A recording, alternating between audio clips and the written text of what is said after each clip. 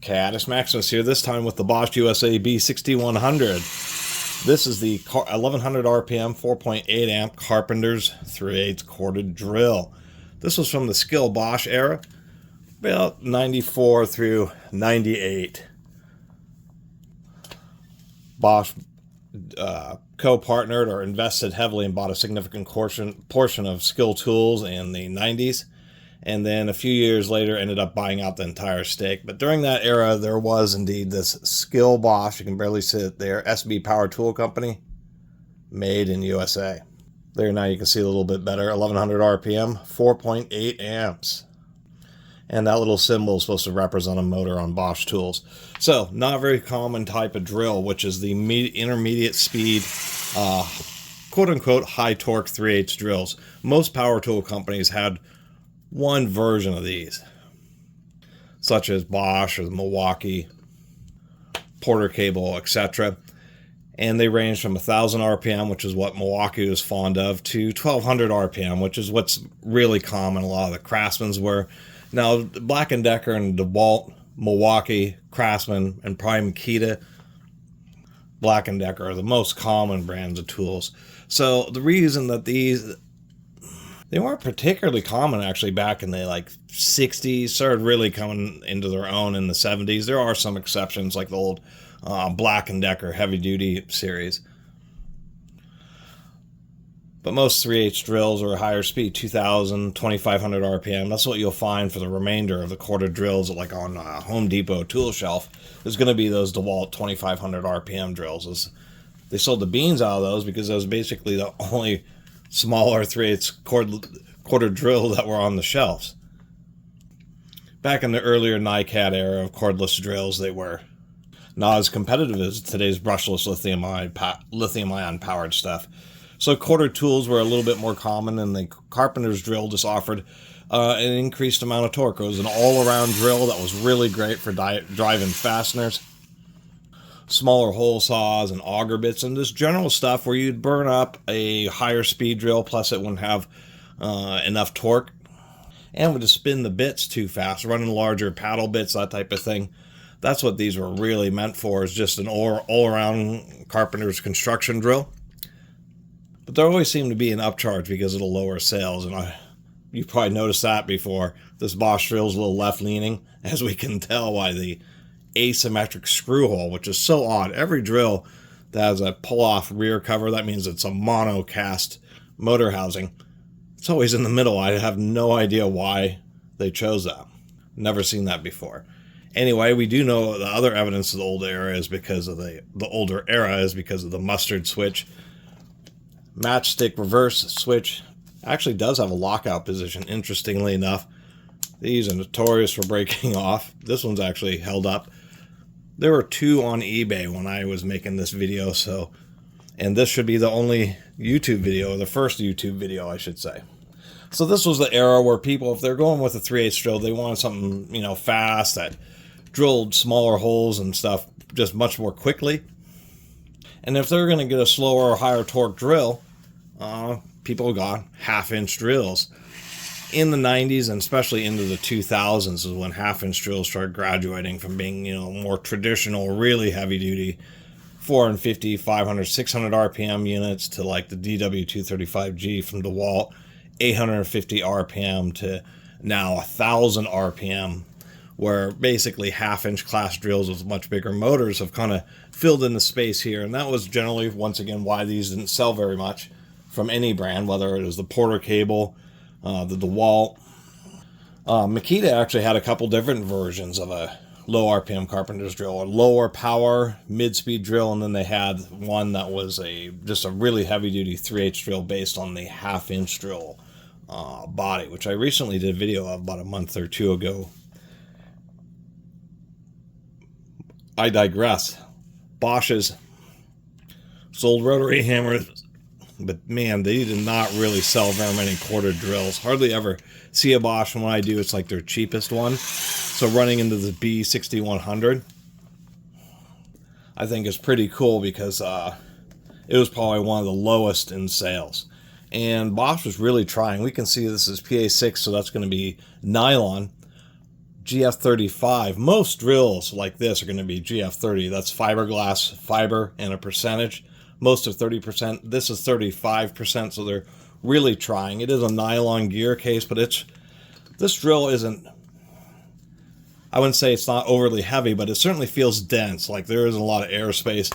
Really feels pretty solid. Really nice. Just everything smoothed out. It's very comfortable. Good fan. Exhaust. Kind of tilted away fan tips, so when you run it, it's just not quite as piercing a sound. And there's at least the first stage gears are going to be helically cut. It's really a smooth drill. Ergonomics are just fine on the handle. Still has the trigger lock, which is what kind of nice to see. A lot of drills are, modern corded tools are getting rid of that.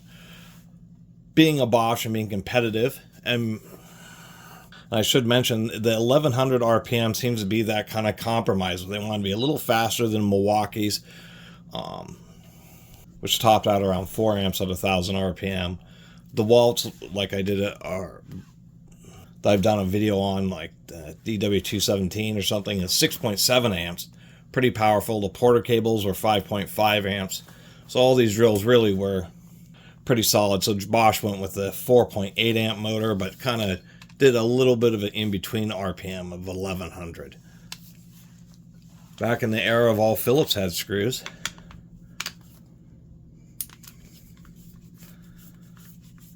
let me get this handle open. Really surprising, that upper screw is like 1.5 inches long, fine thread but deep cut, so it's a plastic screw, but it has like embeds extra deeply in there. Pretty straightforward design. Trigger's reasonably overrated, 6 amps at 125 volts. A lot of old heavy duty stuff will be 50% to even 100% double rated, but that's still acceptable. Last comments on the back of it. Surprisingly enough, they have a separate cord pinch. They're not just using the back of the handle for that purpose. As we discover why they had the left-leaning screw, they decided they didn't need 2 screws to the upper part of the handle, so they just chose one side or the other, left or right.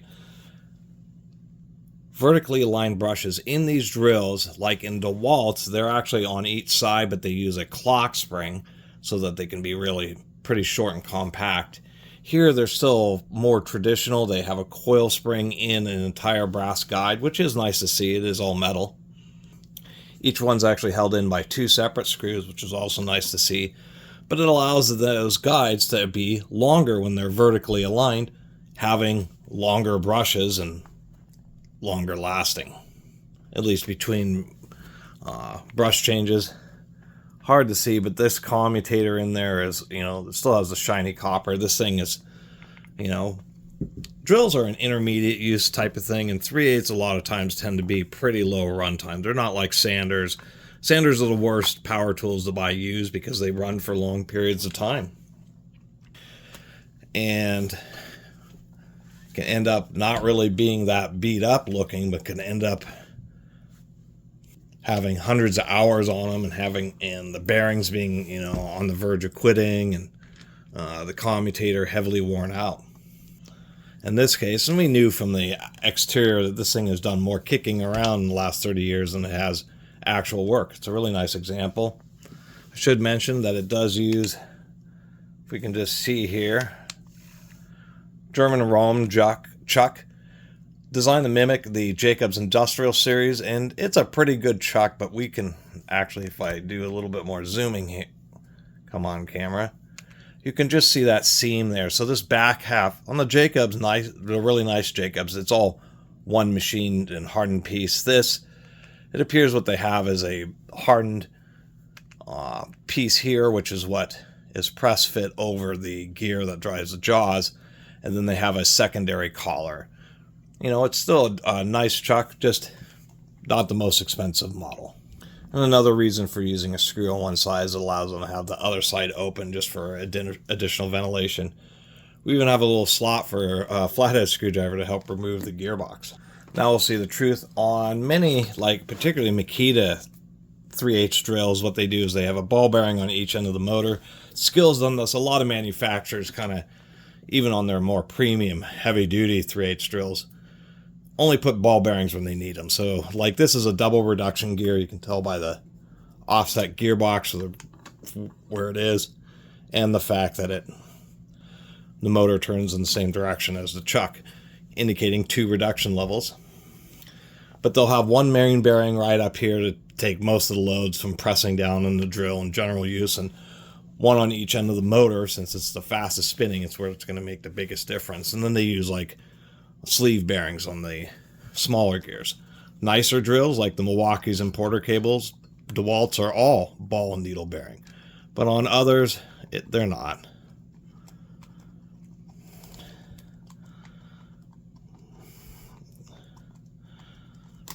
Pretty tight fit in there, and there is a gasket to help keep the grease from leaking out. It actually isn't the grease. Grease is an oil that's been homogenized, and then as that homogenization breaks down, the liquid oil is able to coat stuff, accelerated by heat. That's why a lot of tools leak oil when they're hot, because the grease is releasing more of the oil that's trapped in it. We're already seeing good news here because we can see the needle bearing down in there. Once again, the gasket. And so this is a semi-hybrid design where they have 4 ball bearings or 4 rolling bearings and 2 sleeve. So there are our offending sleeve bearings. Bosch even did it. They decided to save the few cents and not put rolling bearings in those positions. Rolling bearings, needle bearings are a little nicer. We can see that it's a helical in the first stage, and then straight cut gears on the second stage. So the reason they would use a needle bearing in this one position up here is just because this is where the gears reduce. There's a lot more, now there's a big increase in torque on this end of the gear where it interacts with the spindle gear, wanting to force it apart more. So it makes a bit more of a difference having the needle bearing up there for longevity. Where on the back side, there's just less load associated with it. Most of the forces of the chuck and spindle are taken up by the large front bearing. But nonetheless, would have been nice to see Bosch have put in needle bearings in those 2 positions. Still a wonderful drill. It is actually a cast aluminum diaphragm in there. Although they could have put a little bit more grease in the gearbox here, that's for sure. That's a little bit light. Put a nice amount of fresh grease in there. You don't want to over grease any type of gearbox, because then the grease there'll be so much that it's always running with the gears, instead of kind of separating a little bit, causing a whole bunch of friction, heat, and then it really will start leaking out. It's always kind of fun trying to get these gears into their correct little homes. Trying to find a little fussy getting that in there. So as I was saying, if you collect old power tools and you take apart a lot of Milwaukee stuff, you'll find out what really is too much grease. One of the things that made Milwaukee's last so long is they just said the heck with it. Their tools will be heavier, a little more expensive, but they will put in the maximum amount, which oftentimes can be 50% of the volume can be filled with grease. Some tools like rotary hammers you have to be much more careful of, because they have a piston system in them, so you have to be really careful about over greasing. But things like drills and circular saw gearboxes, don't worry about it. Put in all you need, put in plenty, and anything that's too much will find its way out, that's for sure. Let me get this back together. Give this a little run with its new grease, and it'll find its way into the gaps. And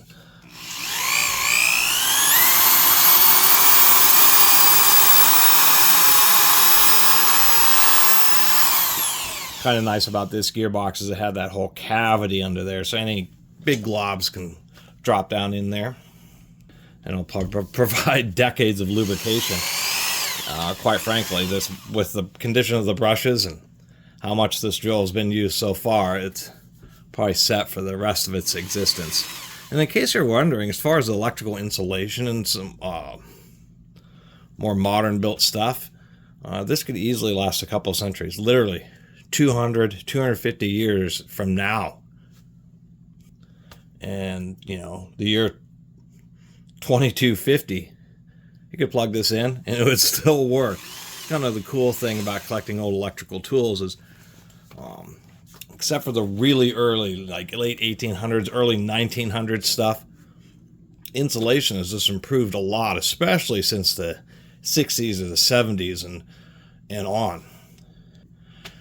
And it was estimated tools made back then would really last. And a lot of old tools do. You just have to like replace power cords.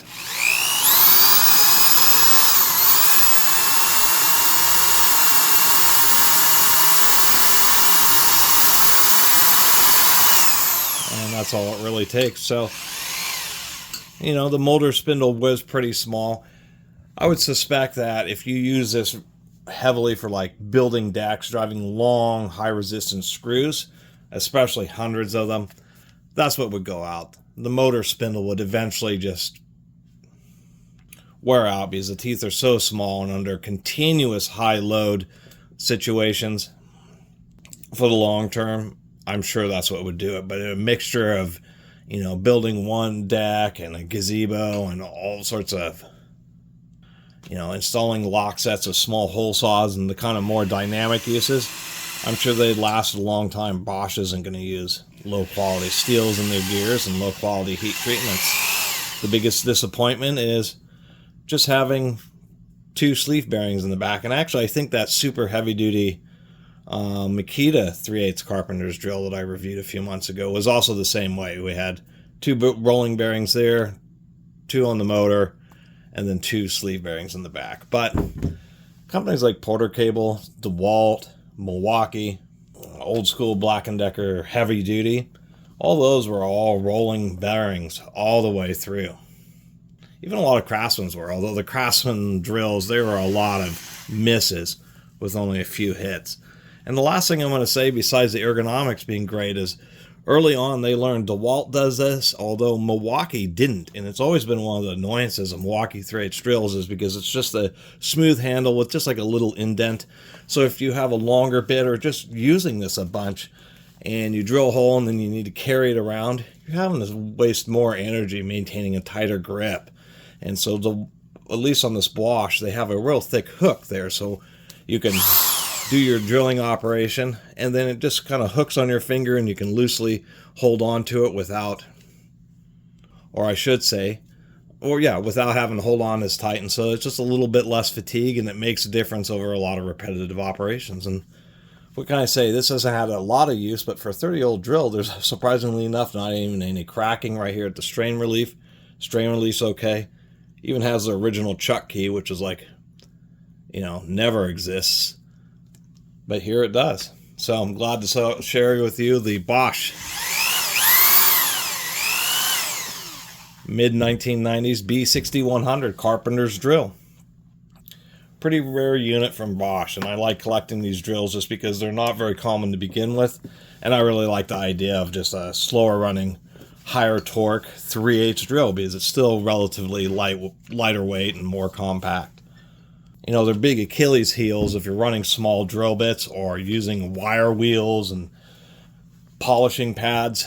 That's where 1100 RPMs will start to wear on you just because it's so much slower. I mean, in reality, you would have both tools. Anyway, thanks for watching.